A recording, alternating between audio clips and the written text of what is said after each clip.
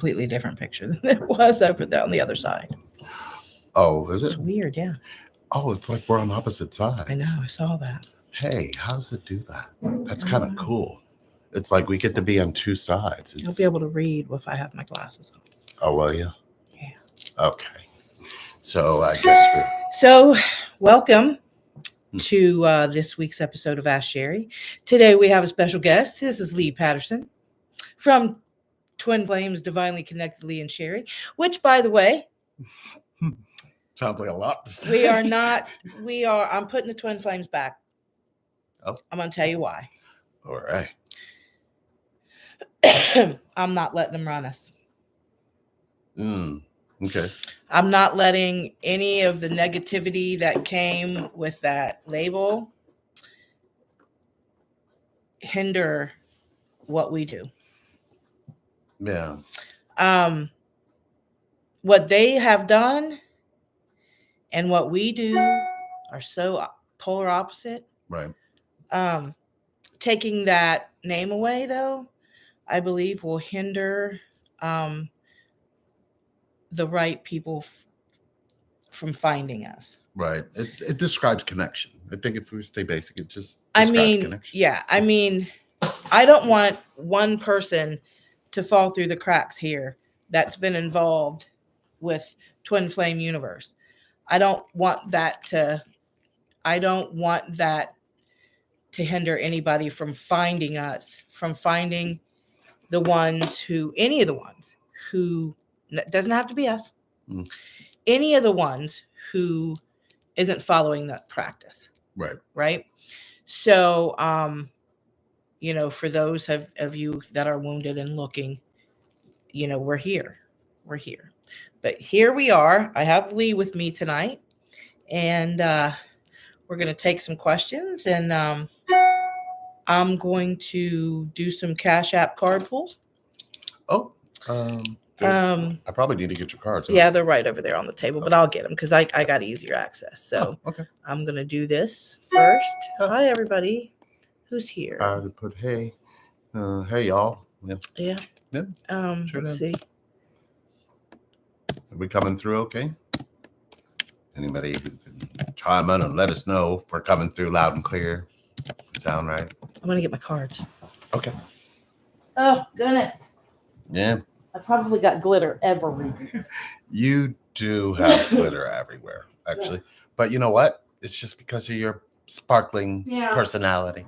Yeah. At least it's in Donate Life colors because I've been doing Donate Life. I'm here. Hello, Whisker Lady. Hello. Hi. So I'm doing a projects. Thank you. Thank you so much for letting us know. Multiple projects for my transplant support group. Yeah, you got a big Wednesday coming. Our party, yeah. Yeah, it's something that I'm volunteering for, definitely to give back, because I do not know who my donor is. And, so the way that, I was given a gift that's priceless. I can never give that back. Right? I can't. No. But, hi, Kiki. But,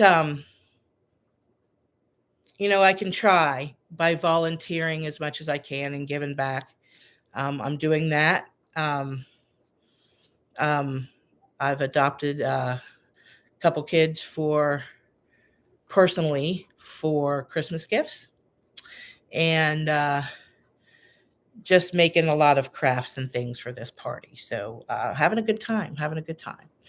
But I am doing Cash App card pulls. So sometimes I do it, sometimes I don't. Last week I just didn't feel like it. So so here we are taking questions. Hey, spiritual badass. And let me pull this closer. I have not freshened up today. I got up, I started working on my crafts, and the kids came over. So we handled that. And now I was back crafting, which I need to do for about another 48 hours. But I don't have 48 hours. So I'll do whatever I can, and I'll probably work for about another hour and maybe hour and a half tonight, and then I'm going to sit down and relax for a little bit. resume in the morning. Us. No. So anyway, here we are with Lee. We're taking some questions. I asked Lee to join me tonight. Why not? Why not? I don't normally pop in. This is amazing. I think about, when you couldn't get the energy to even get up off, out of bed or out of the couch. And then I look at where you're at now and you're doing amazing. I mean, you just step right back in like you never left. Right. You really do. I mean, a lot of the information that you've been putting out in these Ask Sherry's are amazing. Oh, you watching them? Am I not supposed to? Oh no. I think we talk about you a lot. Well, I never take offense to that because, in this connection, you're not supposed to take offense of, because the perspective is important, right? The angle or where you're coming from is important, because where you're coming from and where I'm coming from, even though they may be different ends of the spectrum, we still are here together. So it's important for them to get both, isn't it? I agree. Yeah. It's not like we don't have, it's not like we have separateness. Right. Our ideas, our minds are going to be completely different, but our hearts aren't. I did not show my people my wounds. No, that's really cute. Yeah. Let me tell you what I did. So the other day, I was making a tincture. That's all I'm going to say about that. And in making the tincture, I was pouring the jars of plant matter into a cheesecloth to strain. So like 2 full mason jars of plant matter. I just threw it down the garbage disposal. Oftentimes I throw it in the trash. But I was right by the garbage disposal, so I put it down the garbage disposal. I turned on the garbage disposal. You know what? It's clinking and clinking. So I reached down in there. I grabbed some things out. It's fine. Things still stopped up. Nevertheless, Sherry goes to the chemical closet. And I find this industrial strength drain cleaner. And it says guaranteed to work. And it had a big skull and crossbones on it. And it was like all kinds of warnings that I didn't read. And so I poured the whole gallon in the sink. And then I proceeded to take a bucket because I needed to get down the garbage disposal. So I took a pitcher, and I was putting all the water over onto one side so I could stick my hand down the garbage disposal. No, I did not turn on the garbage disposal. It was fine. But I did need to stick my hand down the garbage disposal to find what was in there still. I did that 5 or 6 times, found 5 or 6 things. And on the other side, where all the plant matter was, in the water and the drain cleaner, I needed to stick my hand down there and like move the plant matter off the drain so it would drain down. So I kept doing that over and over again. And then I took the pitcher with this hand because this hand was for some reason burning. And so I stuck it in with this hand. I'm just moving water. I'm just moving chemically infused water. And I burnt my hands up. Like literally. There's some really bad places. This one's better. I guess it's this side. I don't even know where the camera's at. But I can't find it. Oh, it's right there. There. Yeah, I don't know that they can necessarily probably see it not, there. but yeah. So yeah, there goes me. And this week, there it is. Now that I've done all the regular stuff. Do we have any questions? Okay. We do that. Okay. We do that. All right. I do too. That's the goal. It's coming. Yeah. Yeah. I think, look, I think this whole community, like the community as a whole, is really just shaken up a little bit. And that's okay. It's starting to calm. Maybe. But it is. But you know what? I really got to thinking after, you know what I mean? I thought, why did and I get it. It was like a quick knee-jerk reaction to go in there and do that and to change. We didn't change the name. We didn't change the name here, did we? Yeah. On YouTube. We're going to switch back. It's twin flames experiences. Yeah. Which I think is important because at least it's the experience. It really is about this experience, but it's also about a feeling that gets awakened back up in you that you don't realize you necessarily.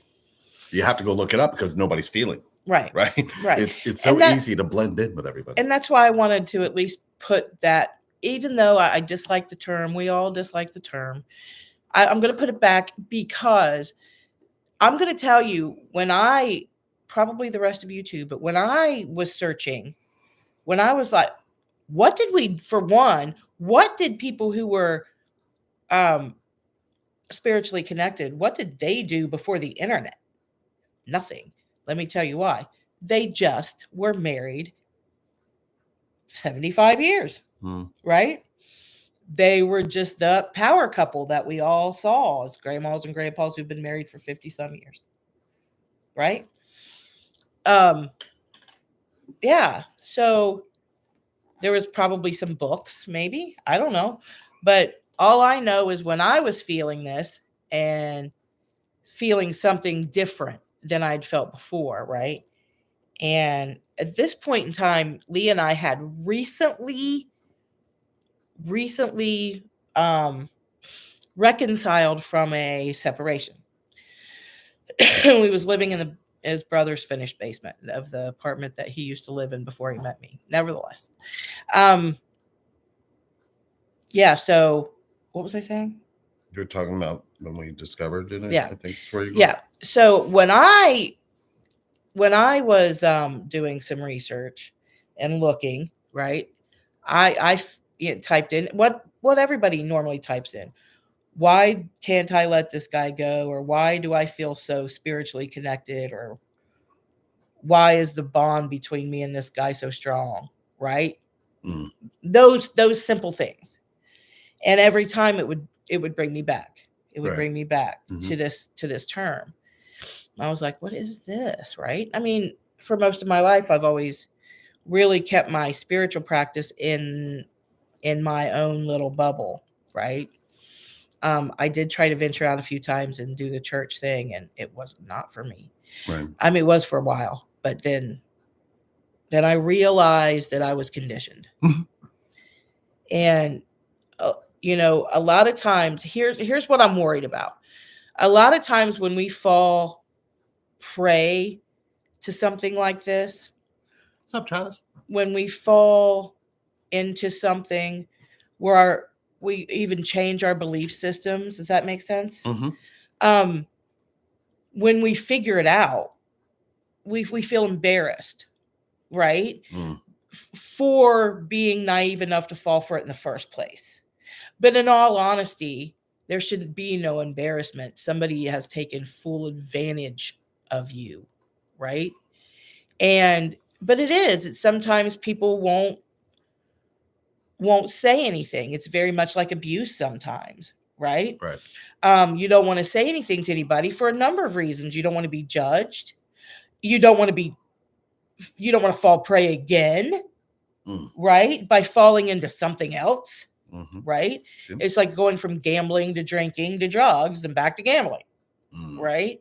I'm worried about, worried's not a good word. I'm concerned that some of those who have been involved in that cult, let's go ahead and call it what it is, who has been involved in that cult will not come forward, who really need the healing from it because they're embarrassed or don't want to be judged for falling prey to something, right?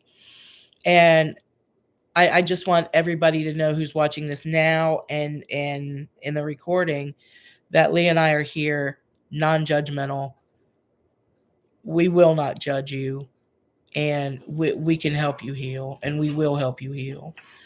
One of the worst wounds I think that this preys on is I've done something wrong. You know, when you get the feeling that you've done something wrong, you haven't done anything wrong. Right. And if they're not telling you that, they're not going to, because that's a form of control. Right. Because if they can get you to a space where you feel like, it's the family the damaged family syndrome is what it is. Yeah. So it's literally, it's easier to pull somebody into something like this if they have a broken family already, because they're already used to that form of control and that form of abuse. So they prey on the wound. They don't prey on the healing. Yeah. So, it's almost like you have to realize that if they're not asking for answers from on the inside of you and they're just telling you the answers, that's not the connection you're looking for. All right. This connection is about answers that are already in you. This is not about it's not about somebody telling you they can get you something that you don't even know what it is. Right. And you don't know how you're going to get it. And then when you finally get it, you kind of have to settle in it. Yeah. So it's almost like the fight. There's a fight going on between unconditional love and true love. True love is this connection. Unconditional love isn't. Unconditional love is what everybody has to end up settling for because they were taught about that much. Right.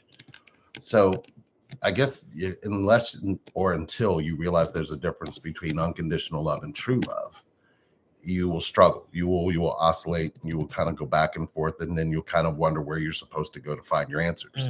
You don't need to go anywhere to find your answers. You just need to be in front of somebody who's willing to ask you the questions and not be judgmental about your own answers, but let them ask you something about your answers, because those answers lead to even deeper answers and more truth.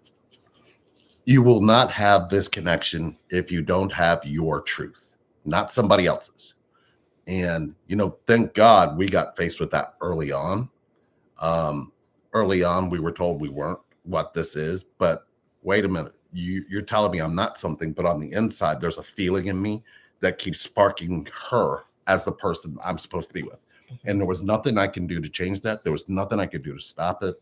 And it was this constant state of suffering because my mind wanted to convince me that she wasn't. But my feelings kept telling me she was. Do you see what I'm saying? It's like it's that mind-dominated game. And when people can prey on your thinking and then take your thinking and kind of make your thinking do what it wants them to do, you lose something on the inside. You lose, first of all, your ability to connect to yourself, which this connection is all about. Right. Your ability to heal, which was lost from long ago, but this kind of pushes that even further. So I believe that there's something that still can happen. I believe that will collapse on its own. Yeah. So us to be triggered by something that's really not really it, we should have made it important. So first of all, our apologies for doing that. It kind of took this and made us feel like we needed to do something different, and we don't. We don't need to do a damn thing different, because those who are doing it right, or I shouldn't say that, those who are doing it in a connecting way will get you connected. Those that are doing it in the disconnecting way won't. So that's why we do what we're doing, and we're not going to stop. It's given us so many. This connection has given us so much. I feel like we owe the connection that. We owe the connection, the spread connection. Yeah, for sure. I don't think it owes us anything because it still keeps giving and it still keeps connecting. Yeah. So what Pursue You Coaching is saying is spot on. Oh, what's this? A lot of the victims, well, I shouldn't say a lot, but some are now turned off to coaching as a whole because of their experiences, which is sad because a coach can help. Not all have bad intentions. And the top one too was let's see. I just read this one. This is the one I was getting ready to go to. Okay. There's a Reddit thread that was created with a lot of people who were involved with them. And one of the rules opposes coaching in the threads in a way. That makes sense. You know what? I've been trying to tell people what we do isn't coaching. What we do, we're like, the easier way to put this, we're pathologists. Pathologists. We studied long enough to follow the path of our own connections internally within. So then when we talk to you about the path that you've been on already. We talk about the path that you were already on before this connection found you, because all of those pieces there are what disconnected you. We do that for a reason. We want you to sit in the feelings of what happened back then with somebody who's connected, so you realize that you can have connection. So it's not coaching. I wish I could call it something other than that. Pathologist is correct, because isn't that what a pathologist does? Doesn't a pathologist do an autopsy to find the root of why that person passed away? Yes. Yeah, so pathologist is great. So you don't want the I think the twist comes in when you coach. Coaching requires a certain form of judgment, but it also requires a certain form of lack of judgment. Yeah. What we do as pathologists doesn't have judgment. We just want to go all the way to that feeling, in that feeling with you, know that you can have somebody there in that feeling with you. And then we go even deeper than that. Yeah, if we're going to call coaches, I'd rather be a connection coach. Yeah, man. The connection. Yeah. I would just say we're connection. Yeah. We've been told we're the embodiment of this connection. I don't know what that means, but it felt right. It felt right when I heard it. But you are not the second coming. The second coming of what? I mean, of Christ. Just checking. I'm just checking. The tough part for me is I'm not religious. No. So when I hear things like that, you don't know what it means? No, I'm like, you were pulled into this aspect of a book. Yeah. You weren't pulled into this aspect of a feeling. So then I realized that they're already in their head. So I don't necessarily listen to the rest of it. I was talking about you. No. I was hoping you would say my belief system is completely different. I believe that two energies created the one. I don't believe in just one single man sitting up making all of this. I believe, if anything, it was a woman, because nothing loves like a woman can. And nothing will produce offspring and not judge it like a woman. Right. So if nothing else, just our whole aspect or thought of God and what we've all been taught, this connection says, no, that's not even near the truth. The truth is it started here, and it points to woman. And then woman, the evolution of two energies combining created all of this. When we've made it one, we don't see what we're doing. So we still feel okay being alone because we believe God is alone, because we don't talk about the two energies. The two energies represent connection. But if you notice, everything that produces life comes from two energies, not one. So I guess I have a problem with it, because I'm like, nothing that it says, I just have so many questions. Right. You know what I mean? Yeah, for sure. Yeah, for sure. You did that. You used to grill pastors and priests and all of them. And I was like, I was really bad. What? I was really bad. You questioned what? I was really bad. And she was like, yeah, because I was going into the church, and then like they were teaching me things that I inherently didn't believe in. And I was raised, not even raised in church, because we were Easter Sunday church goers, right? Yeah. But my parents often dropped me off at the youth group because, it's nice to be without the kids for a while, right? And then honestly, we didn't even stay there. We would go outside and hang out, right? Yeah. Sometimes we did, but it was bad intentions, right? We were going to meet people.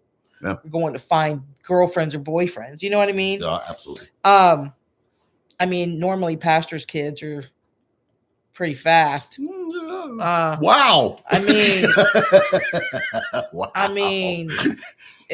mean, right. And very much, I understand that, because if you're raised in a situation where you're not agreeing with their belief system, you're going to go buck wild. Yeah. And that's what happens. And I just know that when somebody would say something to me and I wouldn't believe in that, I would try to find where their belief system was rooted in. Right. And it was the book. Yep. It was the book that their belief system was rooted in. Yep. A book written by humans.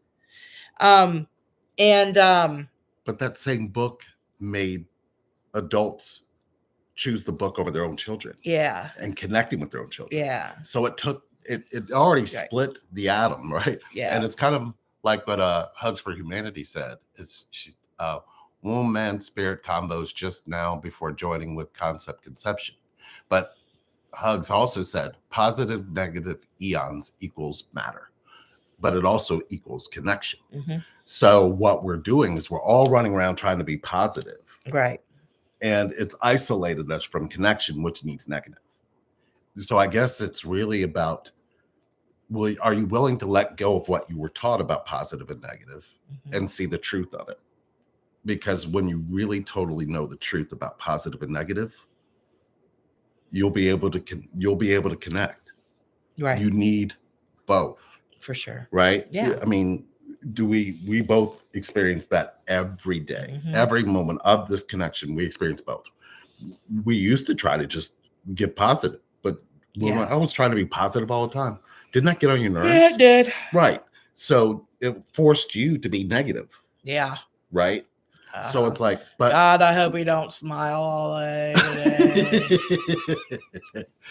It's just never like that. It's just that part of love, I believe, that we are really, really needing. You know what I mean? Yeah. You need to have both negative and positive. Love doesn't know love without both. So when you have the aspect of higher self, it's not more thought and more intellectual thinking. It's more intellectual feeling. So, your feeling is you got to feel both. You got to feel your lows and your highs. Yeah. Hug says just like Gemini, Libra. Yes. Gemini, Libra. So balance of twins. And I believe that's very important. Or twins and balance. It seems to work either way. Right? Yeah. But when you're talking in your individual sessions, truth comes. Yes. When I talk in my sessions, connection. Right. So you got truth and connection. So it's almost like we have this put in us, and it's not meant to be this big, huge, glamorous thing. It has to be walk the path. You have to walk your path. You have to know your path, and you have to know what you're walking on. And then you don't have to know where you're going. You really, really don't. That's the issue. This is when somebody's trying to tell you where you have to go and what the 7 steps are and how do you, how do you avoid separation? All of that is noise. There's nothing about that points to connection. Right. Yeah. Mama T says you look very handsome this evening. Oh, thank you. Is that really? Am I must be the turtleneck. Is it the turtleneck? It must be. I'm trying to bring them back. When I was a kid, I loved turtlenecks. Did you? Yeah. Bringing them back. Yeah, I'm bringing them back. Bring back the turtleneck. But see, turtlenecks are good for a lot of things. Like you can hide hickeys. Do you have hickeys you're hiding? No. Oh. What, you want to give me one? I mean, I got another turtleneck. Got another turtleneck. It's Clark Kent swag. Thank you. Yeah. Todd and I are Gemini and Libra. See? There you are. Yeah. So yeah, what questions do you guys have? Let's and I'm doing cash out card pull. So what that is, we're going to make you guys a promise. We're not mentioning that other place anymore. That's not true. We're kind of done. We're done kind of talking, but that's not true. We'll end up. Yeah. We'll answer your question. We've got other things to do. But yes, if you need assistance, we'll do that. But I'm doing cash out card pulls, and let me tell you how that works. Whatever you want to throw in the Cash App, it doesn't matter. I'll pull you a card from whatever deck Spirit tells me to pull you from. So I got the blue deck with me and I've got the white deck with me. So anything. So let's get down to some questions. What do you guys have for us tonight? Before the next half an hour is up and I go right back to my glitter. I've got blue and green glitter everywhere. You know what? I can't wait to see all the places you got glitter. Yeah, I got glitter in places. Yeah. Hello, Susan. Welcome. Hi. Thank you guys for all joining us. It's so wonderful for all of you to stay here. And Hugs. It's insane. There's glitter everywhere. Yeah, she's making these really. You should show them. The ornaments. They're really cool. They're just Donate Life. Like it's got the Donate Life colors, the green and the blue, and it just says Donate Life on it. I've got 25, 26, 27, 28 more to do. You know what? You are the most creative woman I've ever met in my life. I just get creative mind sometimes. You have creative something. I don't know if it's your mind though. I've been in there. That's a mess. My mind is a mess. Yes. I agree with you. I guess you have to be creative if you have a messy mind like that. For sure. Travis, one time me and my twin were being all flirty and I felt good, but then a sudden concern came over me that I don't want to be locked down with one person, but I don't normally think like that. Huh. Where did that come from? Oh, I know the answer to this one. At least I know when I felt like this for me. Do I share first or you want to go? Go ahead. Okay.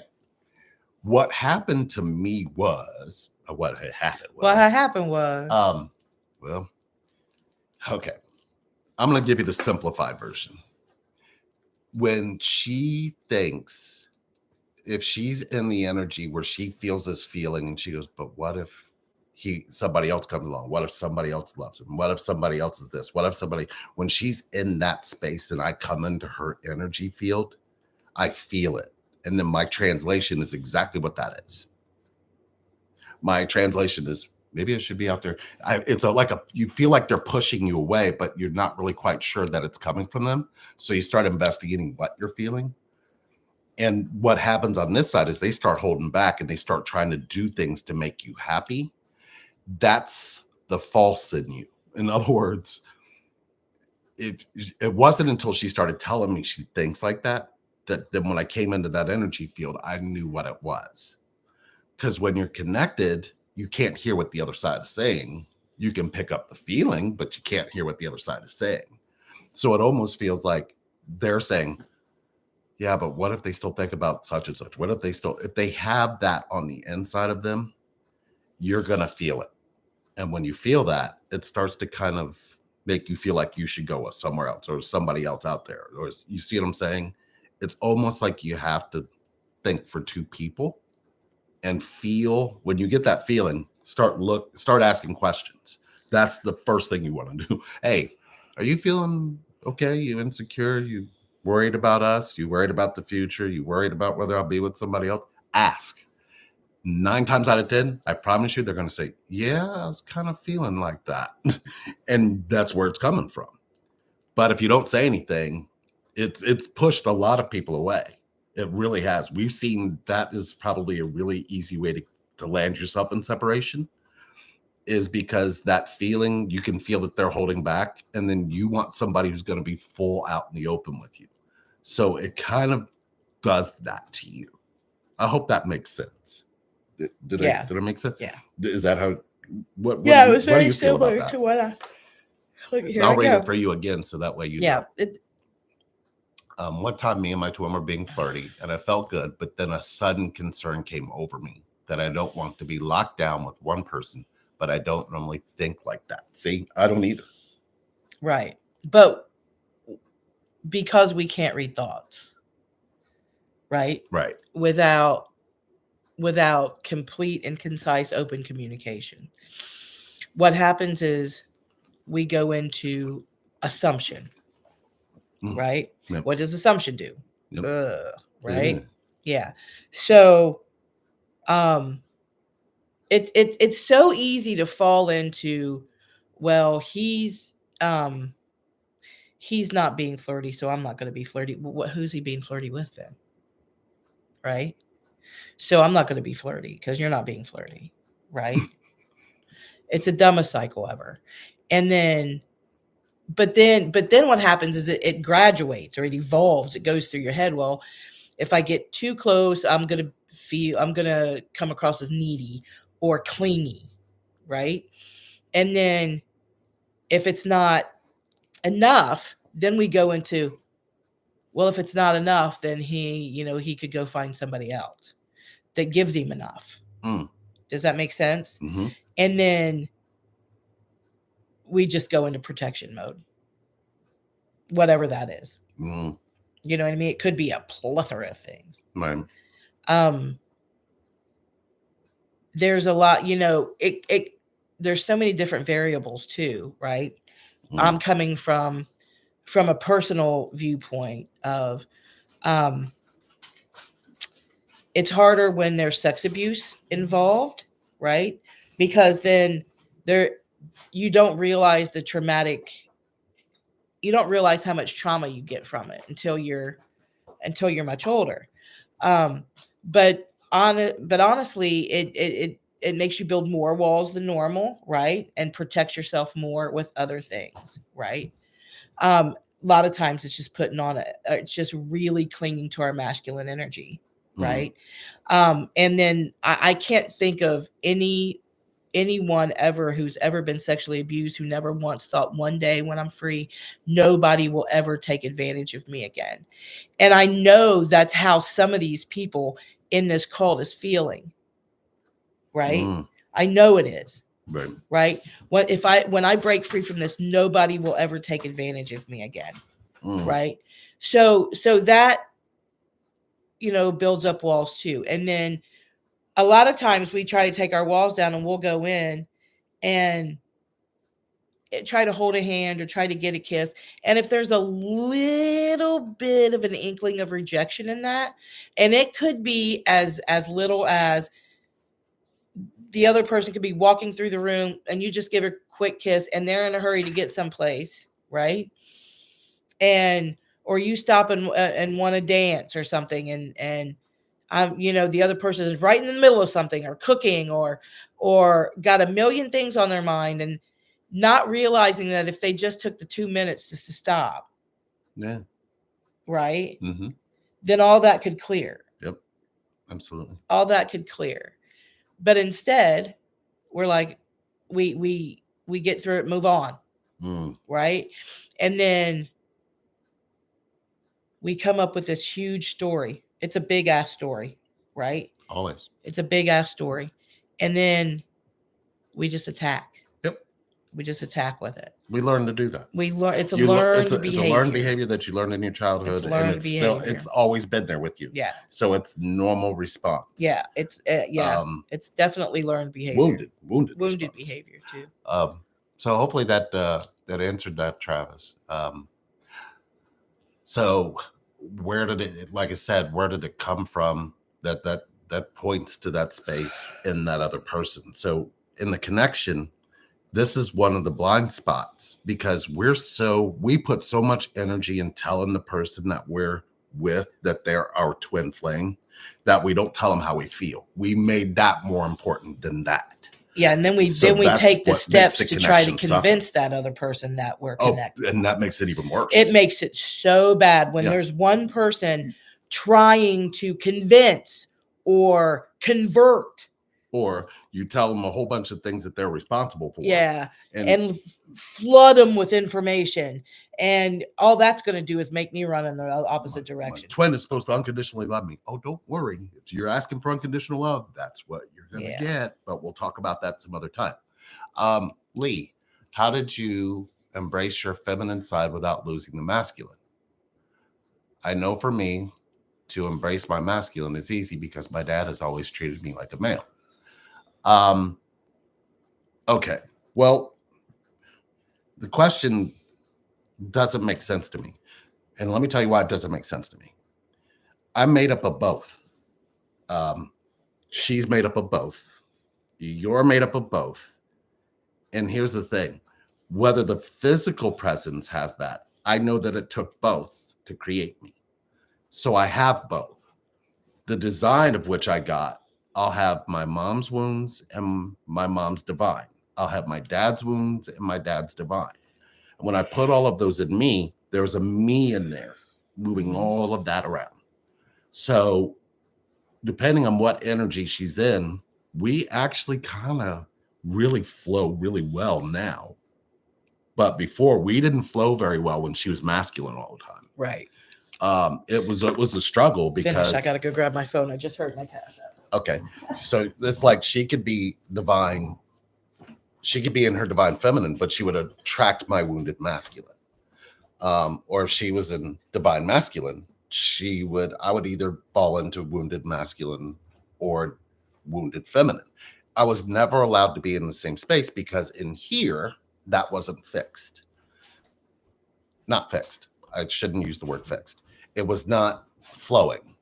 So it's not like you cut off one energy to get another energy. It's like you have to realize that both energies are always at play. So she can come towards me in masculine, but then when she gets up to me, I can go from feminine and flip over to masculine and grab her, and she'll jump right into feminine. It's like you have to really know that's what happens and how that actually should flow. If you keep making it that you're looking for a divine masculine, divine feminine, your divine is going to keep attracting more wounds because you haven't equalized it all here yet. You have to make the flow happen here to know that divine doesn't know wounded. It doesn't judge the wounds. So the divine isn't going to see that. So the divine is going to have more compassion. You're going to have more openness. You don't have understanding. You just know that right now something is either hurting or in pain. And the divine loves to make love to that. Mm-hmm. The divine, if you're in the divine and you're saying, I'm in my divine masculine, I'm waiting for them to get into the divine, you're actually pushing away a wound, and you're wounded. You're not seeing it, and you're calling that divine. That doesn't make sense to me. You have to know that you're four moving parts at all times. Divine and wounded, they come together. You're always going to be two energies, always. When you try to single yourself out, make yourself a single energy, you will call to a very small piece of what you are to you. The rest of it is going to be complete hell and chaos. That's what we keep seeing, and that's the way the math works. But it only makes sense because you have to look at you have to be whole, and you're whole in your fourness. You're not whole in your singleness. So if I was a masculine, I also know that I have feminine. I have both. And I know that both can be equally, and I know both can be out of balance or in balance. Right. So I'll come to her if I'm out of balance. I won't go away from her if I'm out of balance. Does it? It makes sense. Okay. So hopefully, Mama T, you're really paying attention to the way that feels, not the way that it makes your mind go. Because your mind's going to want to ask 50,000 questions to maintain some kind of form of control. Whereas the feeling is saying, that makes more sense. I feel this. I feel into this. And the deeper you feel into it, you'll reach your pain. Pain in that space is a beautiful thing. That's where you can rewrite your thinking.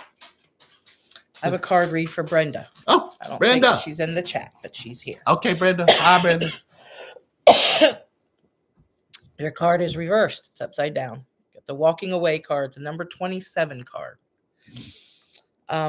Try to hold those up at the light. Don't help. Can we get it? There it is. Back it up a bit. There it is. This card reverse signals that you may be feeling stuck in some present situation or location. There may be a job or a relationship that no longer resonates with you, yet out of habit or perhaps fear, you allow yourself to stay when it might be healthier to consider walking away.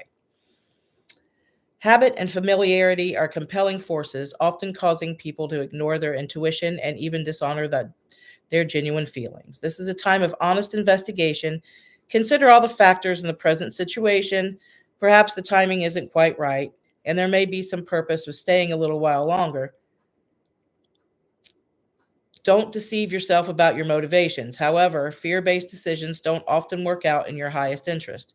You may also be stuck in a long-term personal habit or unhealthy pattern, and aware that you always have the option and the responsibility to let go of any thought or behavior that no longer honors you. Whenever you walk away from negativity, you always move towards greater happiness. I hope that resonates with you, Brenda. So let's see. Where we leave off. It jumped. So hopefully, Mama T, that answered your question. Mara said I can so relate to the question, and Sherry, I can feel Todd with me. Yes. Hugs for you, man. While in separation, did the third eye visions become more and more clear before reunion?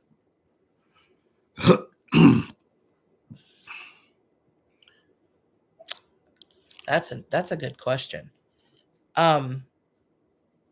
Yeah. The third eye is always clear. Yeah. But I would say that it was closed You think? It was closed. For me, it was closed, and then it opened, and then it would close. It would open, and then it would close, because my crown kept wanting to do something to it. My crown was like saying, this doesn't make sense with humanity. This doesn't make sense with being human. This doesn't, the training. Yeah. And then my third eye, when it would open, would go, that doesn't make any sense. And it was like a fight between my crown and my third. So when I finally said, I just want to see connection, my mind shut down and my eye just stayed open. So it was never blurry when it was open. You know what I mean? Yeah. It was just open.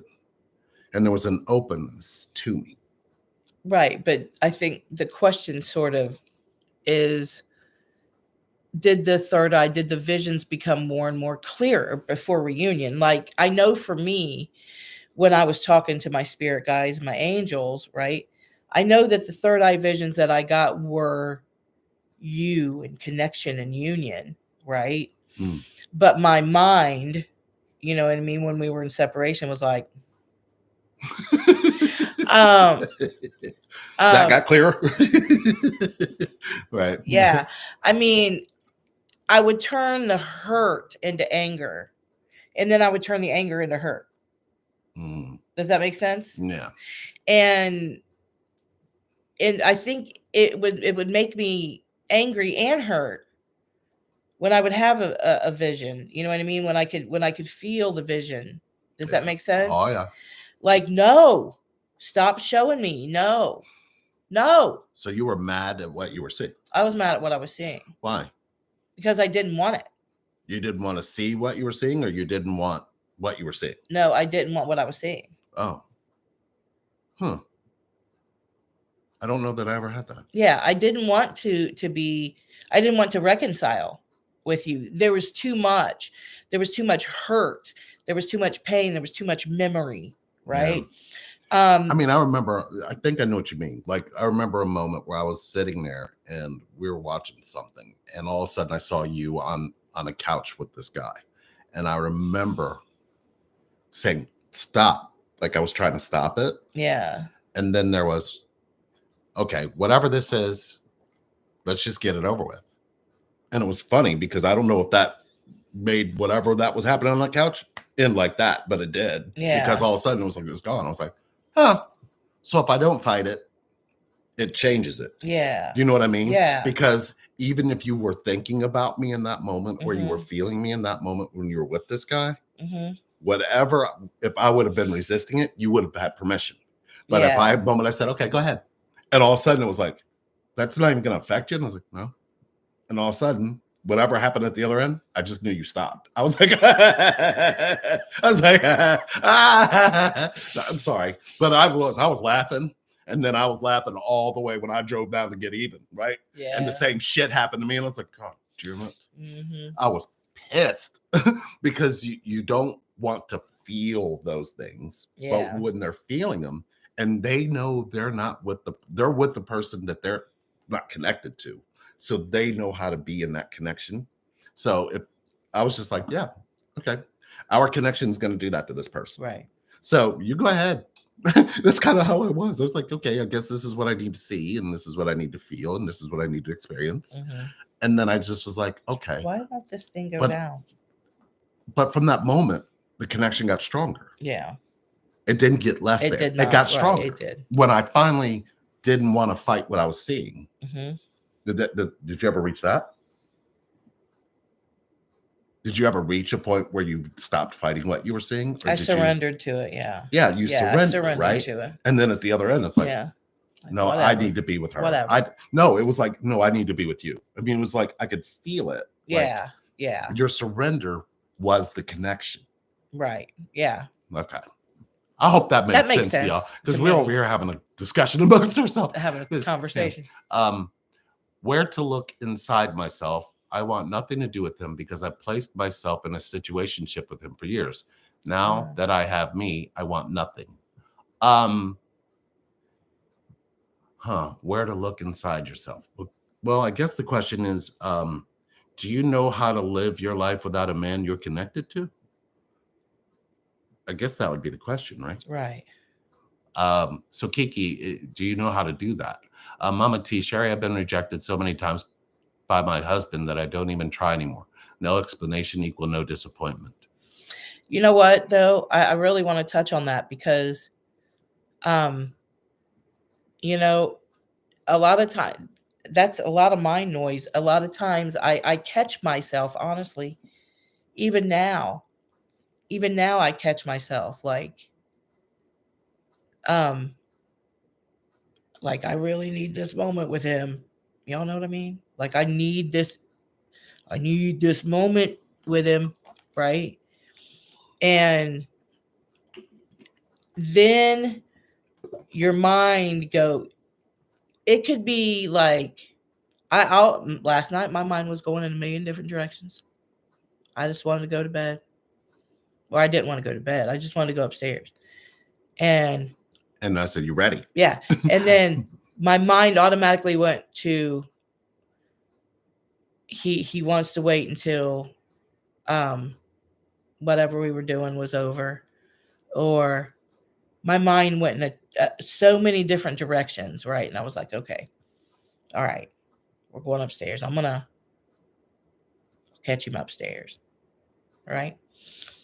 He came upstairs. He went in the bathroom. I fell asleep. I fell asleep. Mm-hmm. But what I tried to do was stay up on my phone. Right? I stayed up on my phone as long as I could until my eyes were shut, waiting. But I figured this out. The more I was waiting, the more like, you know what? Screw it. I'm going to sleep. Right? I feel like there's times when those walls that we have, that was a wall. It was my own personal one. Right? I made it all by myself. Pretty proud of that one. Yeah. Here's the deal. We're screwing ourselves on that, Mama T. Mm-hmm. You're screwing yourself and you're not getting screwed at all by screwing yourself. I'm just saying. I'm not gonna lie and say I don't have those walls, because I do have some of those. Well, I've been rejected so much that I'm not even gonna go back and try to hold his hand for fear that he's gonna take it away. And that keeps us from holding his hand. What if you like what if something happens to you tomorrow and you can't never do it again? Right. Right? And all the missed opportunities you took.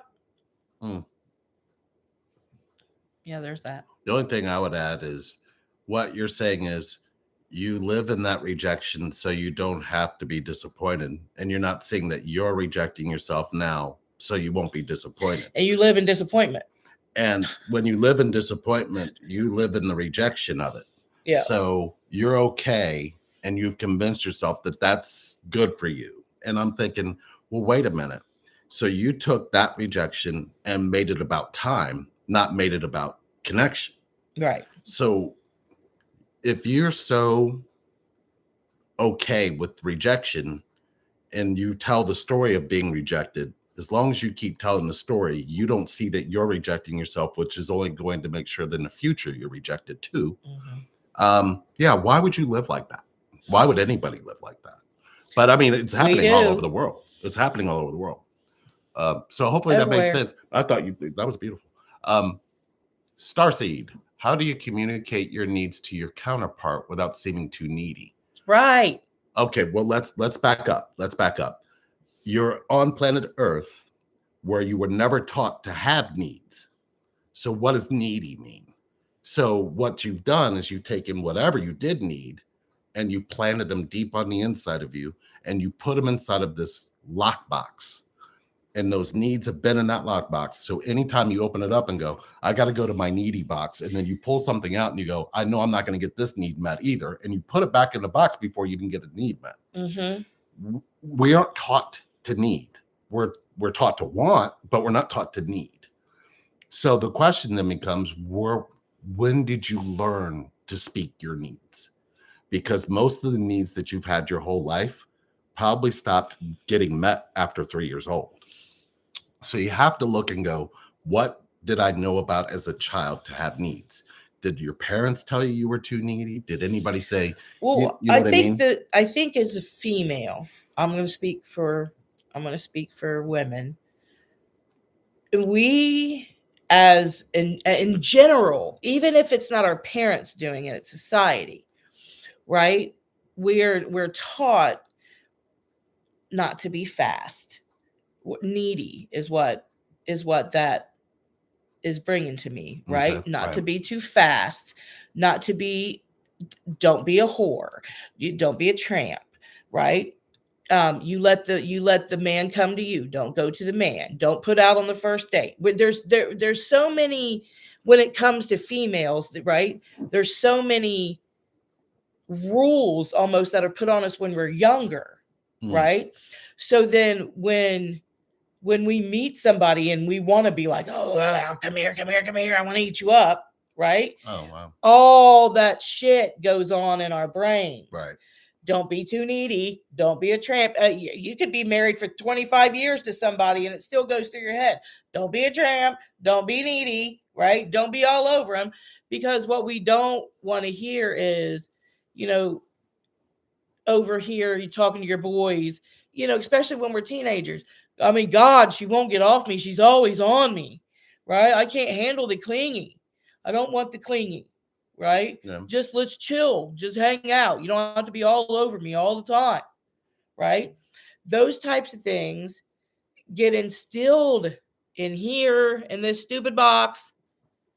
I don't never use the word stupid unless it comes to my brain. It's the dumbest thing. And right?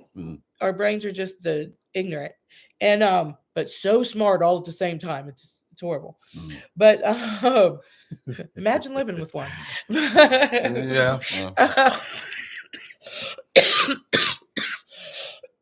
Excuse me. So that's what happens, right? Right. So then, you know what I mean? So then we got to play it very similar to what you got. Got to play it cool. We don't want to come on too strong, right? Yep. All those things. And it's the reason that we feel that we're being needy. Oh, you know what? I completely thought it was something else. No, I thought women since 1950 on up have been taught not to need a man.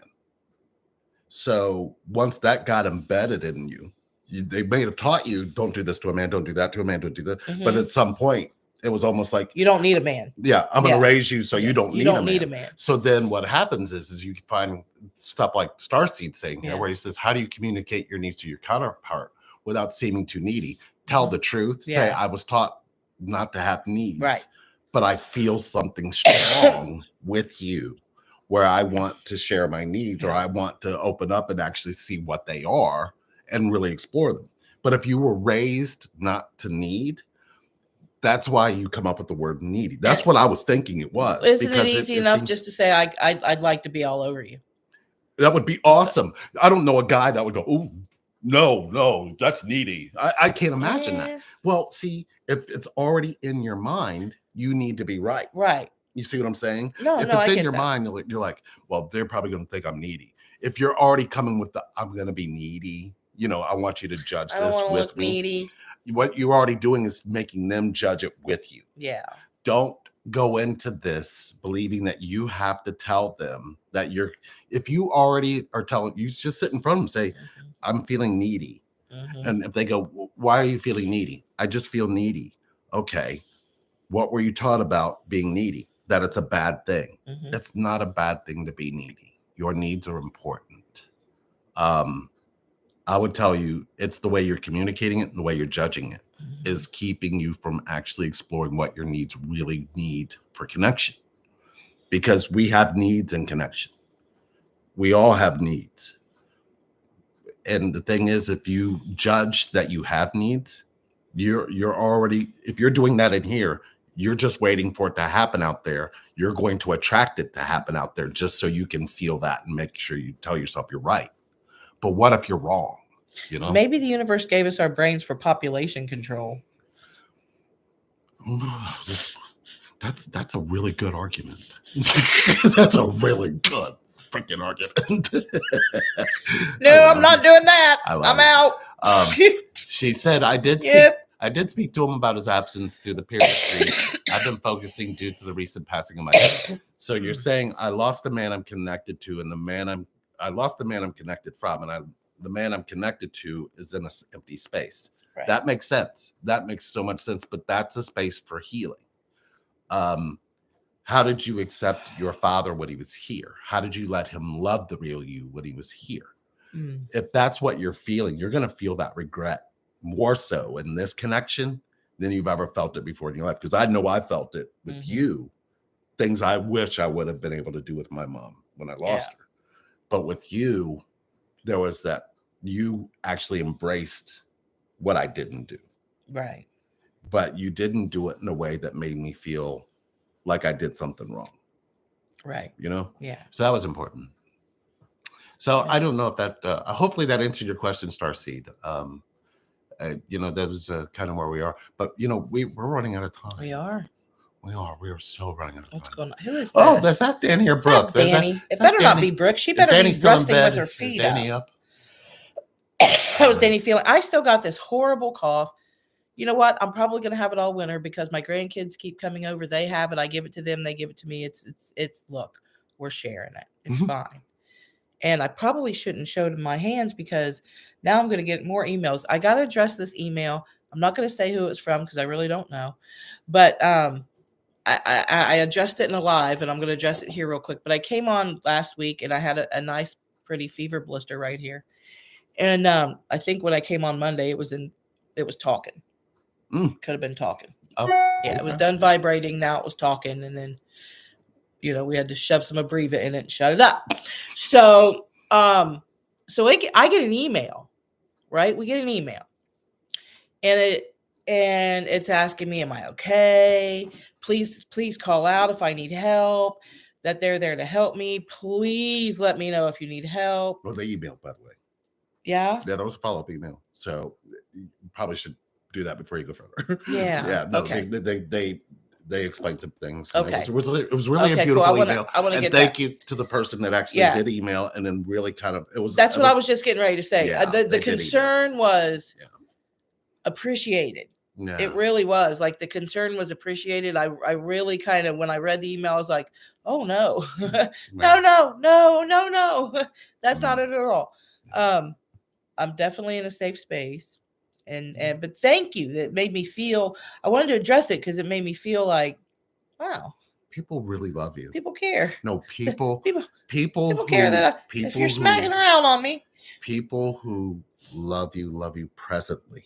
You know what I mean? Yeah. They don't hold on to stupid shit. And we all have lived a life where we've had some ups and downs and some disasters and some heartbreaks, and we've turned around and done that to people. Yeah. And the beautiful part of that is we found a way to, and not thinking about the hurt, is we just decided to heal. The people who want to stay hurt will stay out of our lives. Yeah, for sure. And that's fine. That's fine. We're good with that. But if you're ready to heal, our space is open. We're accepting the hurt. Yeah. And that's connection. It's when you finally start accepting the hurt and the pain that you can have connection. It's when you're fighting it and you're making yourself miserable and creating your suffering. It's almost like your ego is allowed to get away with that. And you believe that one day it'll just stop, and it won't, because you believe in one day. You don't even see the permission that one day gives. Well, hopefully you'll figure that out. Anyway, I know I love that you invited me to this. Yeah. So thank you. This really was cool. Normally this time I'm usually healing. So it was really cool to come and hang out with you guys. And thank you guys so much for liking. If you didn't like, please like this so I know that you guys want to see me more. Like and subscribe. But this is hers. In the men's soul chat, we're really working that out. You guys did get to watch me and Clinton, I think. And through the holiday season, you actually could have this all to yourself. We're doing 3 for $5. 3 for $5.55. And if you sign up before the end of this week, you'll get one extra session. $5.55 for 6 sessions. $5.55. Come with your deepest or your craziest questions, because you'll get two sides of the question, which is really important for your connection. So, I'm still personally doing sexually abuse root camps. yes, you are. Sexual abuse root camps. I'm also doing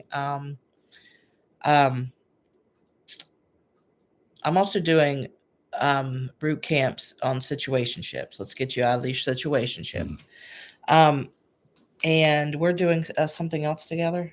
Yes. Yeah, we're doing the journey. Oh, yes, we are. We're doing the journey. We're watching our journey. By the way, we're only on episode 2. It was me, the email. It was a Hi, complete mistake. Eric. Yeah, Eric, we love you. Thank you. We got it. When you sent that, I was like, oh, the connects. And then when she said connect, Eric, we love you. Yeah, thank you. I think that was really beautiful. I think it made her feel like, oh. I was like, I don't hit you. You made it fun for us for like 5 minutes. It was cool. So I'm like, look at this. Look what you've done to my lip. And now my hands. Yeah. Hey, Larissa. My hands are a mess. My hands are a mess. Look at that. Yeah. Drain cleaner. And of course, the twin had to come down and fix drain cleaner. And the twin came down and fixed the sink. He had to take it apart, which I did. Well, the end of that story, because I never ended it, was all the plant matter that went down the drain stopped it up, and it was my bad. But he wasn't even anywhere around. But when I burnt my hands up in the drain cleaner, that was fun. Yeah. It's fun because I've always seemed to have a wound. I'm always messing around, and I'm always hurting myself. You really kind of. I do it a lot. Yep. I'm always slicing my fingers open, or smacking a finger, or breaking a nail, hurting a toe, or doing something. I don't know why. It's just a thing. I've done some stuff too. You have too. You cut yourself real bad that one time. It was horrible. Yeah. I remember that. It took almost a month and a half to stop bleeding. Oh no! It's like, am I still generating blood? Oh no! It was a mess. I should be dead at this point. I mean, yeah. Last week it was the lip. This week it was my hands. Maybe next week when I come on, I won't have a wound. Yeah. Except for this transplant scar is always going to be there. True. So, yeah, we have that. I'm still doing root camps. Root camps are more specific to your connection, more specific to what's happening in your connection and getting to the root of what's causing it. It's a healing experience. So there's going to be a lot of moving around in your pain. Yeah. If you don't get used to somebody connecting to your pain, will you ever let yourself have this connection? That's the thing that we're here for. We're here for that. We are the warriors, and we're also the, I would say we're the ghost in the machine. So we literally find a way to sneak into your pain and actually just kind of sit there until you start to understand that your pain can get you loved. So if you're ready to do those things, we got you. Let this be about your connection, not somebody else's. Especially, we're saying that we're speaking on behalf of anybody who's found this connection. This connection, you have the answers for in you. And that's important. And nobody should tell you anything different. Go Twin Flames. Right. Here we go. Here them. We go. Here we go. Yes. So. Yes. Back to the glitter. Yes. Back to the glitter. Here we go. We'll see you guys later this week. Yes, we will. Count on it. We're going to come back this weekend. Say hey. Yeah, we will. Yeah. Love you guys. Love you guys. Take care. Bye.